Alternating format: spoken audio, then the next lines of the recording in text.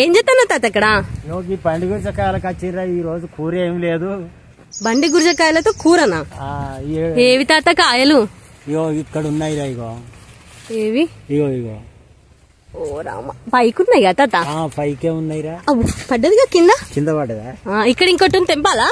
తెంపు. అమ్మని అవి పాలెత్తాను కదా తాత బాగా. తోక పట్టుకోవాలి గిటి.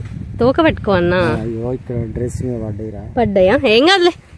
ఇవేం కాయలు? బండి గురిజకాయలు. గురిజకాయలు. దీంతో ఎట్లా కూర వండుతారు? ఇగో వీటిని మంచిగా కొయ్యాలి. కోసి ఇంత చింతపండు వేయాలి. ఇంత చింతపండు వేసి ఉడకబెట్టాలి. ఉడకబెట్టి సన్న పక్కలు ఫస్ట్ కొయ్యాలి. ఉడకబెట్టి ఉడికిన వాళ్ళకి ఇట్లా పొట్టు తీస్తే వస్తాయి. ఇక వచ్చిందంటే ఇక మనం ఇక పొట్టు తీసి ఇక మర్రేసుకొని తినుడే. అంతేనా? మామూలుగా కొద్దిగా ఎవరు కొంచెం చేదు ఉంటాయి. కాకరకాయ లాగా ఉంటదా? సేమ్ కాకరకాయ. అంతేనా? ఇవి తింటే తిమ్మిర్లకు, వాతానికి, అన్ని సర్వ రోగాలకు పనిచేస్తుంది ఈ కాయలా. ఈ కాయలు అమ్మో, అంత పని చేస్తాయి ఇవి. అంత పని చేస్తాయి. ఆకు ఇట్లుంటది కదా? ఆకు ఇట్లుంటది. బండి గురిజాకు. బండి గురిజాకు ఆకు కాయలు అన్ని పని చేస్తాయి తాత దీని. అన్ని పని చేస్తాయి. దీన్ని ఆకు పోయేది లేదు, కాయ పోయేది లేదు.